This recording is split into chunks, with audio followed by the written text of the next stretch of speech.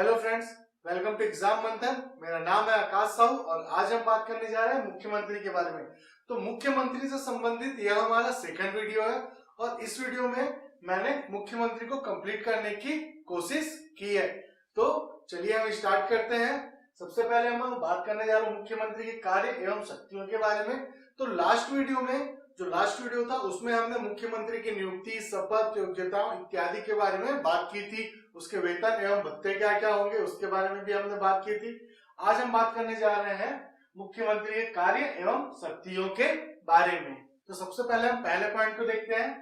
पहला पॉइंट है मुख्यमंत्री मंत्रियों के विभाग का वितरण एवं फेरबदल करता है। तो जैसे कि मुख्यमंत्री की सलाह पर जो है मंत्रिपरिषद का गठन कौन करता है? राज्यपाल करता है। तो हम यह कह सकते हैं कि जो मुख्यमंत्री है वही मंत्रिपरिषद के जो मंत्री होते हैं उनके विभागों का वितरण एवं उनके विभागों में फेरबदल भी कर सकता है। मतलब किसी को पहले गृह मंत्रालय दे दिया, उसके बाद उसे जेल मंत्रालय दे दिया या फिर उसे वन मंत्रालय दे दिया, तो कोई सा भी मंत्रालय वो चेंज कर सकता है। यह मुख्यमंत्री का अधिकार है। इसके बाद हम देखते हैं सेकंड पॉइंट। तो दूसरा पॉइंट क्या बोलता है? मतभेद होने पर वह किसी मंत्री को इस्तीफा देने के लिए कह सकता है या राज्यपाल से उस मंत्री को बर्खास्त करने का परामर्श दे सकता है। देखिए, वह इस्तीफा मांग सकता है, वह जबरदस्ती इस्तीफा ले नहीं सकता। मतलब वह किसी व्यक्ति को कह सकता है मुख्यमंत्री की मतभेद है आपका मेरे साथ, तो आप हमें इस्तीफा दे दो, उसको बोल सकता है। उससे जबरदस्ती इस्तीफा नहीं ले सकता या फिर उसे सस्पेंड नहीं कर सकता है, उसे पद से हटा नहीं सकता है। ऐसा मतलब विधानसभा का यदि वह सदस्य है मंत्री तो उसे ऐसे ही नहीं हटा देगा, उससे वह बोल सकता है कि आप इस्तीफा दे दीजिए, मैं आपको पद से हटाना चाहता हूँ। या फिर यदि वह व्यक्ति अपने पद से इस्तीफा नहीं देता है तो फिर वह राज्यपाल को यह कहता है या फिर राज्यपाल को सलाह देता है या परामर्श देता है कि आप उस मंत्री को उसके पद से बर्खास्त कर दीजिए। तो सलाह देने का कार्य कर सकता है या फिर इस्तीफा मांग सकता है, जबरदस्ती उससे इस्तीफा ले नहीं सकता। आपको याद रखना है ये चीज। इसके बाद थर्ड पॉइंट की बात करते हैं। तो तीसरा पॉइंट क्या बोलता है? मंत्रिपरिषद की बैठक की अध्यक्षता करता है। कौन करता है? मुख्यमंत्री। मुख्यमंत्री जो है वह मंत्रिपरिषद की बैठक की अध्यक्षता करता है। इसके अलावा वह मंत्रिपरिषद के जो फैसले हैं उसको प्रभावित भी कर सकता है। मतलब अंतिम फैसला जो रहेगा मंत्रिपरिषद की बैठकों का वह कौन लेगा? अंतिम निर्णय जो लेगा वह मुख्यमंत्री लेगा। इसलिए हम कहते हैं कि मंत्रिपरिषद के फैसलों को प्रभावित करने का भी अधिकार मुख्यमंत्री के पास होता है, क्योंकि वह मंत्रिपरिषद या फिर मंत्रिमंडल का मुखिया होता है। इसके बाद देखते हैं फोर्थ पॉइंट क्या कहता है। तो चौथा पॉइंट जो है वह यह बोलता है कि मुख्यमंत्री अपने पद से त्याग पत्र देकर मंत्रिपरिषद को भंग कर सकता है। यदि कोई भी मंत्री अपने पद से त्याग पत्र दे देता है तो मंत्रिपरिषद जो है वो भंग हो जाती है और वही अधिकार मुख्यमंत्री को भी है। तो यदि मुख्यमंत्री जो है अपने पद से त्याग पत्र दे देता है तो जो है मंत्रिपरिषद भंग हो जाएगी। तो आपको याद रखना है कि मंत्रिपरिषद कब भंग होगी? यदि मुख्यमंत्री जो है वह अपने पद से त्याग पत्र दे देगा। इसके बाद देखते हैं पांचवा पॉइंट क्या बोलते हैं। फिफ्थ पॉइंट कि राज्य के महत्वपूर्ण अधिकारियों जैसे महाधिवक्ता, राज्य लोक सेवा आयोग या राज्य निर्वाचन आयुक्त, तो राज्य लोक सेवा आयोग हो गया, उसके अध्यक्ष हो गए, सदस्य हो गया, राज्य निर्वाचन आयुक्त के अध्यक्ष एवं अन्य सदस्य हो गए, इनकी नियुक्ति कौन करता है? महाधिवक्ता की नियुक्ति कौन करता है? राज्यपाल करता है, लेकिन वह मुख्यमंत्री की सलाह पर करता है। तो आपको याद रखना है कि महाधिवक्ता, राज्य लोक सेवा आयोग के अध्यक्ष एवं सदस्य, राज्य निर्वाचन आयुक्त के अध्यक्ष एवं सदस्यों की नियुक्ति राज्यपाल करता है, लेकिन मुख्यमंत्री की सलाह पर करता है।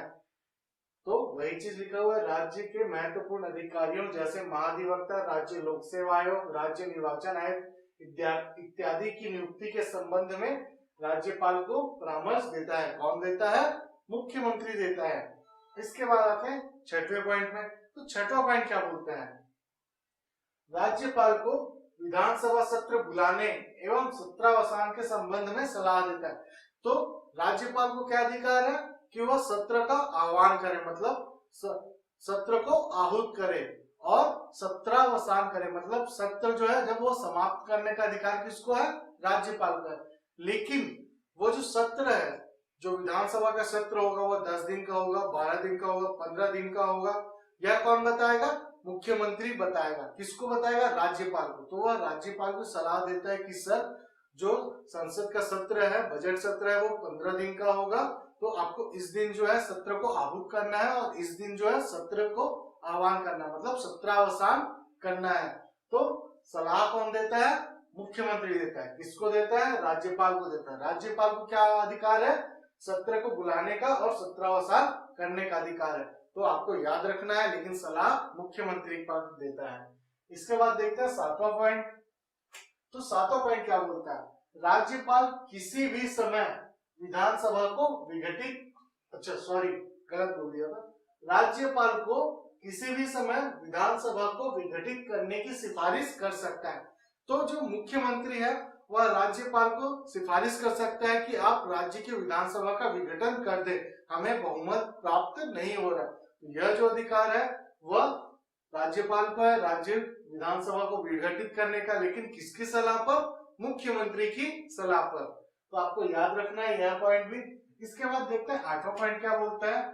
राज्य योजना बोर्ड का अध्यक्ष होता है। तो राज्य योजना बोर्ड का अध्यक्ष कौन होता है? मुख्यमंत्री होता है, आपको याद रखना है। इसके बाद 9वां पॉइंट, अंतरराज्यीय परिषद एवं राष्ट्रीय विकास परिषद का सदस्य होता है। यहाँ पास मैंने क्या लिखा हुआ है? सदस्य लिखा हुआ है। सदस्य इसलिए लिखा हुआ है क्योंकि अध्यक्ष कौन होता है? प्रधानमंत्री होता है। किसका? राष्ट्रीय विकास परिषद एवं अंतरराज्यीय परिषद का जो अध्यक्ष होता है वह प्रधानमंत्री होता है, और सदस्य कौन होता है? सभी राज्यों के मुख्यमंत्री उसके सदस्य होते हैं। इसके अलावा कुछ विशेष सदस्य भी होते हैं, कुछ आमंत्रित सदस्य भी होते हैं राज्य विकास परिषद में। अब हम देखते हैं 10वां पॉइंट क्या बोलता है? वे सभी मंत्रालय जो किसी अन्य मंत्री को नहीं सौंपा गया है मुख्यमंत्री के अधीन होता है। मतलब मान के चलिए वित्त मंत्रालय जो है मुख्यमंत्री ने किसी मंत्री को नहीं सौंपा है, तो वित्त मंत्रालय किसके अधीन आ जाएगा? मुख्यमंत्री के अधीन आ जाएगा। या फिर मान के चलिए कि खनिज संसाधन जो मंत्रालय है, खनिज मंत्रालय जो है वह मुख्यमंत्री ने किसी मंत्री को नहीं सौंपा है, तो वह किसके अधीन आ जाएगा? मुख्यमंत्री के अधीन आ जाएगा। अर्थात जो भी मंत्रालय किसी अन्य मंत्री के अधीन नहीं होगा वे सभी मंत्रालय जो है वह मुख्यमंत्री के अधीन आ जाएंगे। इसके बाद लास्ट पॉइंट है 11वां। इसमें लिखा गया है कि मुख्यमंत्री द्वारा राज्य के मुख्य सचिव का चयन किया जाता है। तो मुख्यमंत्री राज्य के मुख्य सचिव का चयन करता है। आपको याद रखना है मुख्य सचिव जो है वो मुख्यमंत्री का सलाहकार भी होता है। इसके अलावा मुख्यमंत्री जो है वह राज्य के सभी प्रशासनिक अधिकारियों की अध्यक्षता भी करता है। मतलब सबका हेड कौन होता है? जितने भी प्रशासनिक अधिकारी होते हैं राज्य के, उनका हेड होता है मुख्य सचिव, और जो मुख्य सचिव होता है वह मुख्यमंत्री के सलाहकार के रूप में कार्य करता है, और सभी जितने भी प्रशासनिक अधिकारी होते हैं राज्य के अंतर्गत उन सभी की बैठक की अध्यक्षता जो है वह मुख्य सचिव करता है। इसके अलावा एक क्वेश्चन और पूछा गया है, यदि कोई व्यक्ति मुख्यमंत्री है तो वह राष्ट्रपति को चुनाव के लिए वोट दे सकता है या नहीं दे सकता? तो इसमें कई सारे कंडीशन होते हैं।